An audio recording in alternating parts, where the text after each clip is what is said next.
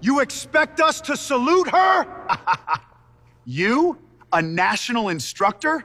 That's the funniest thing I've heard all year. The woman never raised her voice. She never argued.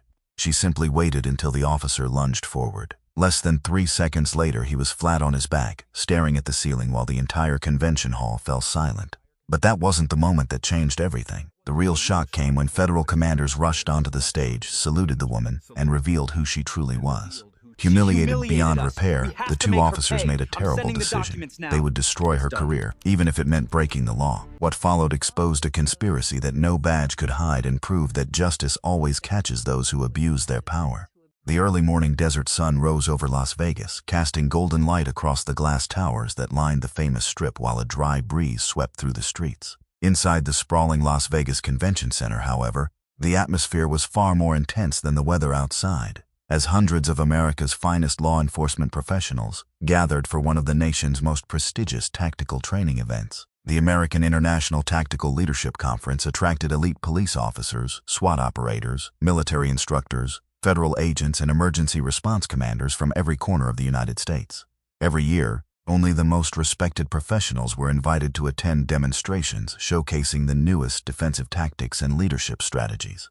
Uniforms from dozens of agencies filled the enormous exhibition hall. Conversations echoed beneath towering American flags, and television crews prepared to document another successful national conference. Among the crowd walked a quiet woman who attracted almost no attention at first. The 34-year-old African-American woman stood about 5 feet 8, with an athletic build developed through years of disciplined physical training rather than competitive sports.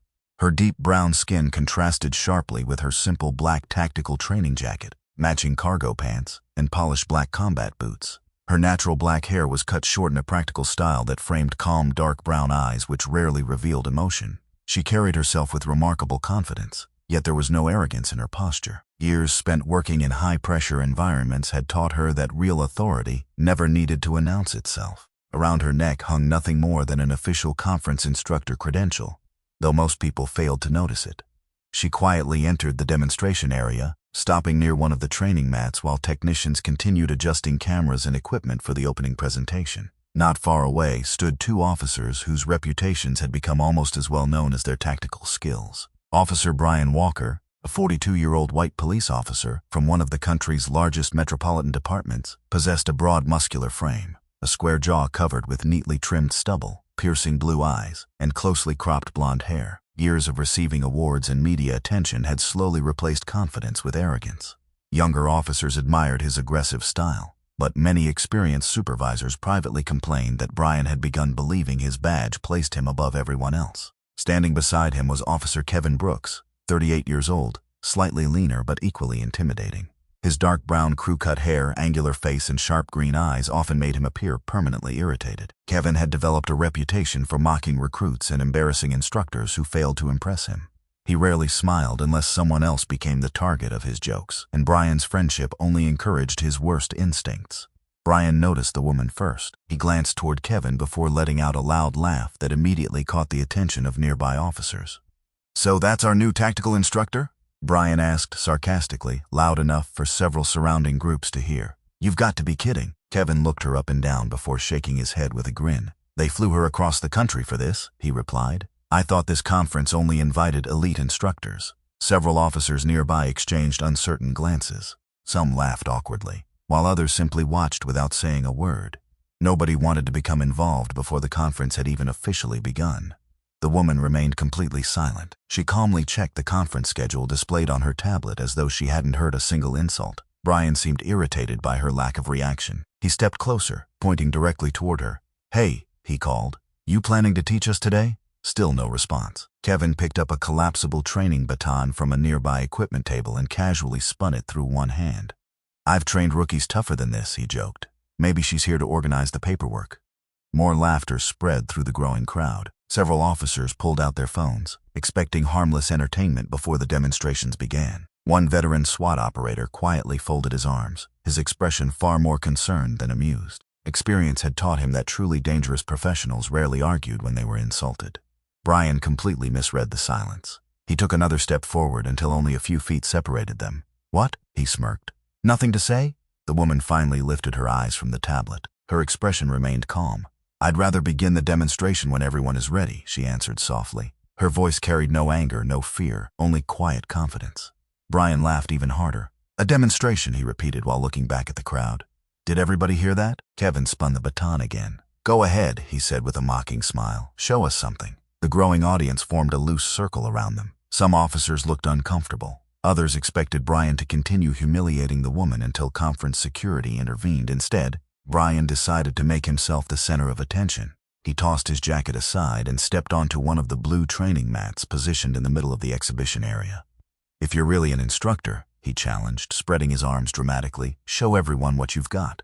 The woman slowly placed her tablet on a nearby chair. She walked toward the mat without changing her expression. The massive hall became strangely quiet. Even the camera crews paused their preparations. Kevin leaned against a training barrier with a satisfied grin, convinced his partner was about to embarrass the mysterious woman in front of hundreds of America's top officers. Brian motioned for her to attack first. She simply shook her head. "You made the challenge," she said politely. "Your move."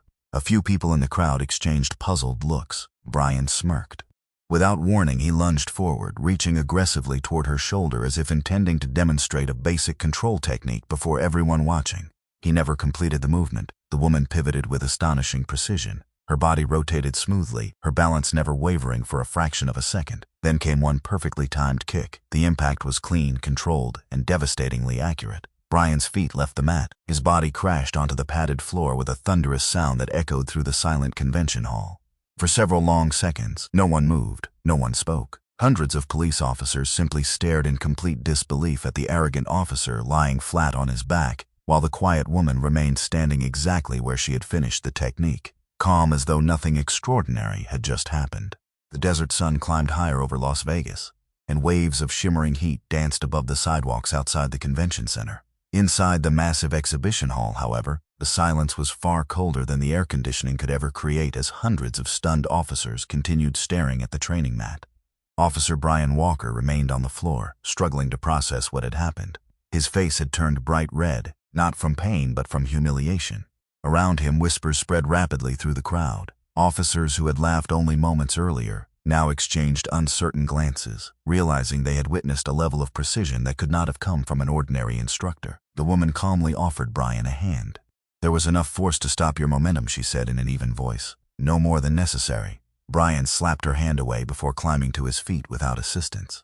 His jaw tightened as he noticed several officers trying to hide their smiles. Before anyone could speak again, a group of conference officials hurried toward the demonstration area. Leading them was Conference Director Thomas Reynolds, a 61-year-old white man with neatly combed silver hair, sharp blue eyes behind thin glasses, and an athletic posture despite his age. Years spent organizing national law enforcement conferences had earned him enormous respect because of his fairness and calm leadership. Former colleagues often said Thomas never raised his voice, yet people instinctively listened whenever he entered a room. His expression changed immediately when he saw the woman. Without hesitation, Thomas walked directly toward her. "It's good to see you again, Commander," he said warmly while extending both hands. The enormous hall became perfectly silent. "Commander?" Several officers looked at one another in confusion. Thomas turned toward the audience. "Ladies and gentlemen," he announced, "allow me to properly welcome Commander Maya Carter." The name alone caused several federal attendees to straighten their posture. Thomas continued, "Commander Carter is a former United States Special Operations Tactical Officer. Following her operational career, she became one of our nation's leading tactical instructors. Today, she serves as Senior Advisor for National Defensive Tactics programs used by the FBI Academy, multiple SWAT training centers, and law enforcement academies throughout the United States." The whispers instantly grew louder. Thomas wasn't finished. Many of the subject control techniques taught in this conference were originally designed or refined by Commander Carter herself. Brian's confident expression disappeared. Kevin's smile slowly faded. Neither man had imagined they had just challenged the person responsible for writing portions of the training curriculum they had been practicing for years. Another group approached from the opposite side of the convention hall. Special Agent Daniel Foster stepped forward first. The 50-year-old African-American FBI supervisor stood over 6 feet tall with a disciplined athletic build, closely shaved black hair beginning to gray at the temples, and calm brown eyes that constantly observed everything around him. During 2 decades leading federal tactical operations, Daniel had become known for remaining composed during the nation's most dangerous hostage situations. He respected skill above rank and never offered praise lightly. The moment Daniel reached Maya, he smiled. "Commander," he said respectfully, "the Bureau appreciates you agreeing to lead today's advanced instructor certification." Maya nodded politely. "My pleasure, Agent Foster." Behind him stood Deputy Commissioner William Hayes of the Federal Tactical Coordination Office. William was 64 years old with broad shoulders, neatly trimmed white hair, and a weathered face shaped by 4 decades of public service. His reputation for integrity had survived political changes that had ended countless other careers. Officers across the country viewed him as one of the few senior leaders whose word could always be trusted. William extended his hand. "It's an honor to have you back," he said. "Our younger instructors still study the leadership program you developed after the Denver hostage crisis." Many attendees gasped quietly. They had all heard about that famous case during advanced tactical leadership courses. Only now were they realizing the woman standing before them had helped write its lessons. Thomas turned toward the audience once again. "Please remember," he continued, "Commander Carter has personally trained thousands of law enforcement professionals across this country. Many agency instructors in this room are using teaching methods she personally developed." Several instructors immediately began applauding. The applause quickly spread across the hall. Within seconds, hundreds of officers were standing. Everyone, except Brian and Kevin. Brian felt every pair of eyes drifting toward him. His heart pounded. Only minutes earlier he had loudly questioned whether Maya belonged at the conference. Now the nation's most respected federal leaders were publicly recognizing her accomplishments. Kevin leaned closer. "This can't be happening," he whispered. Brian forced a bitter smile. "They're making way too much out of this." Although his voice sounded confident, resentment had already begun replacing embarrassment. Maya addressed the audience with remarkable humility. "I appreciate your welcome," she said. "Every technique we teach exists for one purpose: to help officers return home safely while protecting the people they serve. No instructor succeeds alone. Everything we've built has been possible because thousands of dedicated officers continued improving these methods." Her words earned another round of applause. Brian barely clapped. His pride refused to let him admit what everyone else had just witnessed. Instead, he quietly convinced himself that Maya had intentionally embarrassed him in front of the entire country. As the crowd slowly dispersed for the first seminar sessions, Kevin's frustration became impossible to hide. "She could have stopped that demonstration," he muttered. Brian nodded. "She wanted everyone to see me hit the ground." Kevin looked around to ensure no one was listening. "You know what people will be talking about after today?" Brian answered without hesitation. "Not the conference." He clenched his fists. "They'll remember us getting humiliated." Neither man considered offering an apology. Neither accepted responsibility for provoking the confrontation. Instead, they blamed the woman whose only mistake had been defending herself with the discipline she had spent an entire career mastering. As Maya disappeared into the instructor's preparation room alongside Director Reynolds and the federal commanders, Brian watched the door close behind her. The humiliation burning inside him slowly transformed into something far more dangerous. It was no longer embarrassment. It was hatred. And before the conference was over, both Brian Walker and Kevin Brooks silently promised themselves that they would make sure Commander Maya Carter paid for what they believed she had done to their reputations. The afternoon heat settled over Las Vegas like a heavy blanket, shimmering across the pavement outside the convention center. Inside the sprawling conference complex, however, another kind of heat was beginning to spread, one fueled not by the desert sun, but by wounded pride and growing resentment. Commander Maya Carter spent the remainder of the morning leading advanced tactical workshops exactly as she had for years. Every explanation was calm, every demonstration precise, and every correction respectful. Officers from departments across the country lined up after each session to ask questions, grateful for the opportunity to learn from someone whose methods had saved countless lives. Maya answered each one patiently, never mentioning the confrontation that had taken place only hours earlier. Across the building, Brian Walker and Kevin Brooks sat alone in a quiet conference room that had been temporarily converted into a report-writing area. Brian's humiliation had only deepened as more attendees congratulated Maya throughout the day. Every handshake she received felt like another reminder of his own public embarrassment. His anger no longer came from the kick itself. It came from knowing hundreds of officers had witnessed his failure. Kevin shut the conference room door before lowering his voice. "We can't let this become the story everyone takes home." Brian stared silently at the table. "It already is." Kevin leaned forward. "Not if we change the story." Brian slowly looked up. "What are you thinking?" Kevin's expression hardened. "We're police officers. We write reports, and people believe reports." Neither man spoke for several seconds. The silence itself became their agreement. Instead of accepting responsibility, they chose to protect their pride. That afternoon, Brian opened the electronic incident reporting system used by conference security. Because several participating agencies shared temporary administrative access during national training exercises, officers could submit preliminary incident statements before official reviews began. Brian carefully rewrote the confrontation.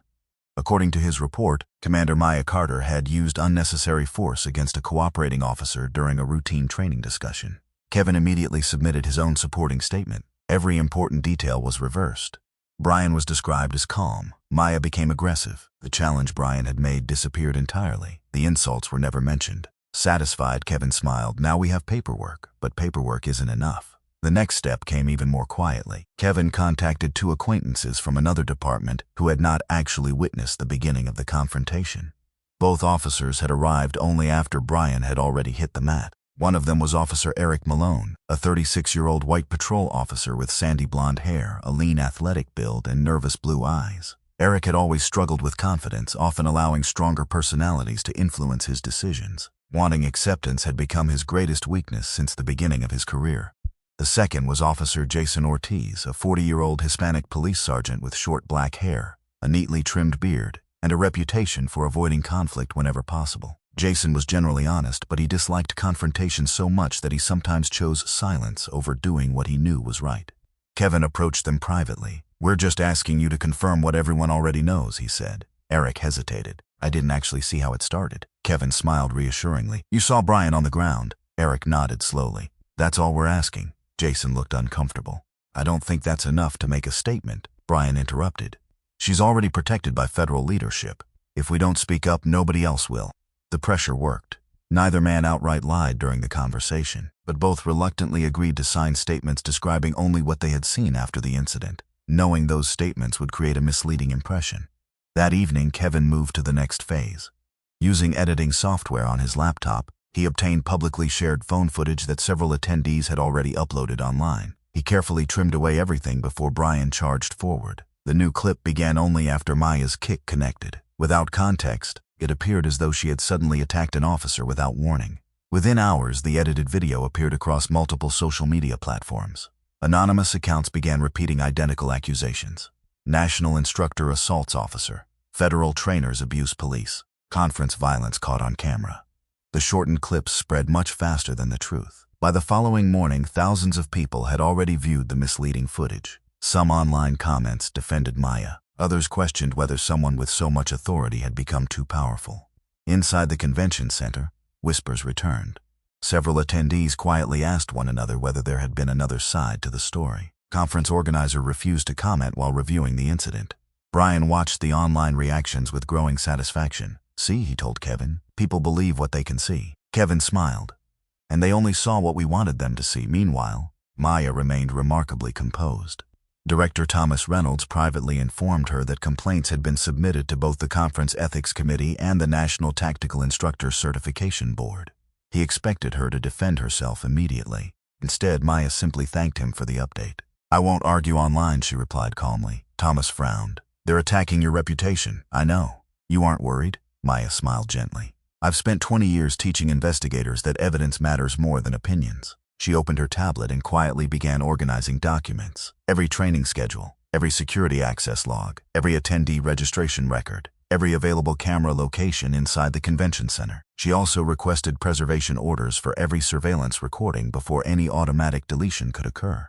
She never responded to the accusations. She never gave interviews. She never posted on social media. While rumors continued spreading outside the building, Maya focused entirely on collecting facts, because she understood something Brian and Kevin had forgotten. The truth leaves traces, and patient people usually find them first. The following morning, gray clouds drifted unexpectedly over Las Vegas, softening the desert sunlight and casting long shadows across the convention center. Inside the building, the atmosphere had become noticeably heavier as rumors spread faster than facts and an independent investigation officially began. Conference Director Thomas Reynolds wasted no time after receiving multiple complaints from both participating agencies and the National Tactical Instructor Certification Board. Because the allegations involved a nationally certified instructor, federal agencies, and possible misconduct by sworn officers, the Conference Executive Committee voted unanimously to appoint an independent investigative panel rather than allowing any participating department to review its own personnel. Leading the investigation was Dr. Rebecca Morgan, A 56-year-old white woman with shoulder-length silver blonde hair, intelligent gray eyes, and a calm, analytical demeanor that rarely changed under pressure. A former federal prosecutor before becoming one of the nation's most respected law enforcement ethics investigators, Rebecca had spent nearly 3 decades uncovering corruption inside public institutions. She believed evidence deserved more respect than opinions, a philosophy that had earned both admiration and fear throughout her career. Standing beside her was Michael Chen, a 44-year-old Asian-American digital forensic specialist with short black hair, rectangular glasses, and a quiet personality that contrasted with his extraordinary technical ability. Having previously worked for the FBI's Digital Forensics Laboratory, Michael had reconstructed evidence in numerous high-profile criminal investigations. Friends often joked that computers rarely kept secrets from him for very long. Rebecca addressed the investigation team. "We assume nothing, we verify everything." Within hours, the review expanded far beyond Brian Walker's incident report. Michael requested every surveillance recording covering the demonstration hall. Security technicians delivered footage from ceiling-mounted cameras, hallway cameras, entrance cameras, and multiple fixed recording systems positioned around the training area. The team then collected cell phone videos voluntarily submitted by dozens of conference attendees. Some clips lasted only a few seconds. Others captured nearly the entire confrontation from different angles. Audio engineers recovered recordings from the wireless presentation microphones that had remained active while technicians prepared the morning demonstration. Conference IT administrators also produced digital access logs showing exactly who had entered restricted systems following the incident. Finally, investigators obtained internal conference messages exchanged between participating officers after the confrontation. Piece by piece, the investigation began assembling a complete timeline. Michael synchronized every video according to precise timestamps. The results were impossible to ignore. Every original recording showed Brian Walker stepping toward Commander Maya Carter first. Every angle captured him pointing aggressively while mocking her in front of hundreds of attendees. Multiple microphones clearly recorded both Brian and Kevin challenging her repeatedly. Not one recording showed Maya threatening anyone. Instead, every version confirmed she remained calm until Brian suddenly lunged toward her. The investigators then compared the original recordings with the video circulating online. Michael quietly projected both versions onto a large screen. The difference stunned everyone present. Nearly 22 seconds had been removed from the beginning. Every insult, every challenge, every aggressive movement by Brian gone. Only Maya's defensive technique remained. Rebecca slowly folded her arms. "That wasn't editing for clarity," she said calmly. "That was editing to deceive." The investigation continued. Digital analysis traced the first online upload back to an anonymous account created only hours after the confrontation. Further examination connected the account to a laptop that had logged into the conference wireless network using temporary credentials assigned to Kevin Brooks. Kevin's face immediately appeared on the security footage entering the media workstation shortly before the upload occurred. But the evidence did not end there. Conference IT specialists recovered deleted internal messages exchanged between Brian and Kevin. Although both officers had attempted to erase the conversation, backup servers had automatically preserved copies. One message from Brian read, "If we ruin her credibility, nobody will care what really happened." Kevin answered only minutes later, "Then let's make sure she never teaches another class." The room fell silent. Rebecca looked around the table. "This is no longer simply an ethics complaint." Several investigators nodded. "It may involve intentional falsification of evidence." As investigators reviewed Brian's professional history, another disturbing pattern emerged. Previous internal complaints from younger officers began surfacing from different assignments over several years. Several recruits had reported being publicly humiliated during field training. One probationary officer claimed Brian threatened to destroy his evaluation after questioning an unsafe instruction. Another complaint described Kevin altering portions of a training report to blame a junior officer for his own mistake. Each complaint had been dismissed individually due to insufficient evidence. Viewed together, however, they revealed a consistent pattern. Authority had repeatedly been used as a weapon. Rebecca quietly closed one personnel file before opening another. "This incident," she said, "wasn't created in one afternoon. It appears to be part of a much longer history." Meanwhile, Commander Maya Carter remained focused on her scheduled instruction. She neither celebrated nor commented on the investigation. When several attendees attempted to apologize for believing the edited videos, Maya simply smiled. "The investigation should speak," she replied, "not me." By late afternoon, Rebecca's team completed its preliminary findings. Original surveillance footage, multiple cell phone recordings, synchronized audio, digital editing analysis, system access logs, recovered internal messages, historical disciplinary complaints. Every piece fit together with remarkable consistency. There was no reasonable explanation left. Brian Walker and Kevin Brooks had initiated the confrontation. The viral video had been deliberately manipulated. False narratives had been supported through misleading reports and coordinated witness statements. Their own private messages demonstrated an intention to destroy Commander Maya Carter's professional reputation. As Rebecca placed the final evidence binder onto the conference table, she looked toward Director Reynolds. "I believe," she said firmly, "the facts now speak for themselves." No one in the room disagreed. 1 year later, the morning sun rose over Las Vegas beneath a clear blue sky, bathing the city in warm golden light instead of the uncertainty that had filled the convention center 12 months before. The American International Tactical Leadership Conference returned with record attendance. But this year's opening ceremony carried a very different meaning. More than 1,000 law enforcement professionals from across the United States filled the main auditorium. Police chiefs, SWAT commanders, federal agents, military instructors, academy directors, and young recruits gathered beneath enormous American flags, waiting for the conference's opening address. Yet before the first training session could begin, Conference Director Thomas Reynolds stepped onto the stage carrying a thick report bound in dark blue leather. The room immediately fell silent. Thomas looked across the audience before speaking. "Last year," he began, "this conference witnessed an incident that challenged the very values we claim to represent. Today, in the interest of transparency and accountability, the independent investigation has been fully completed. Large projection screens displayed the official findings. Every conclusion matched the evidence. Brian Walker and Kevin Brooks had initiated the confrontation. Official reports had been deliberately falsified. Video evidence had been intentionally edited to deceive both investigators and the public. False witness statements had been coordinated. Internal messages clearly demonstrated an effort to destroy Commander Maya Carter's professional reputation." Thomas paused before reading the final disciplinary decisions. "Officer Brian Walker and Officer Kevin Brooks have both been suspended without pay pending final administrative action. Their National Tactical Instructor certifications have been permanently revoked. Both officers have been dismissed from their departments and are now the subjects of criminal investigations involving falsification of official records, evidence manipulation, and obstruction of an official investigation." The room remained completely silent. No applause followed. Justice required no celebration. Several additional speakers were then invited to address the audience. One after another, former officers who had previously remained silent stepped forward. Among them was Sergeant Linda Harris, a 53-year-old white woman with short auburn hair, thoughtful hazel eyes, and a confident yet compassionate presence. Years earlier, she had transferred to another department after repeatedly reporting misconduct that supervisors chose to ignore. Watching the investigation finally uncover the truth gave her the courage to speak publicly for the first time. Linda approached the microphone. "I spent years believing no one would ever listen," she said quietly. "Officer Walker humiliated younger officers, altered reports, and abused his authority more times than I can count. Every complaint disappeared. I regret staying silent for so long." Another witness followed. Former Officer Marcus Hill, a 45-year-old African-American man with a broad athletic build, closely trimmed beard, and calm brown eyes, had left law enforcement several years earlier after losing faith in leadership. Although naturally reserved, Marcus had agreed to testify because he believed future officers deserved better examples. "I questioned one unsafe decision during a training exercise," Marcus recalled. "Within a week, my performance evaluation had mysteriously changed. My career never recovered." As more former colleagues shared similar experiences, the pattern became undeniable. The reputations Brian and Kevin had carefully built over decades collapsed within only a few days.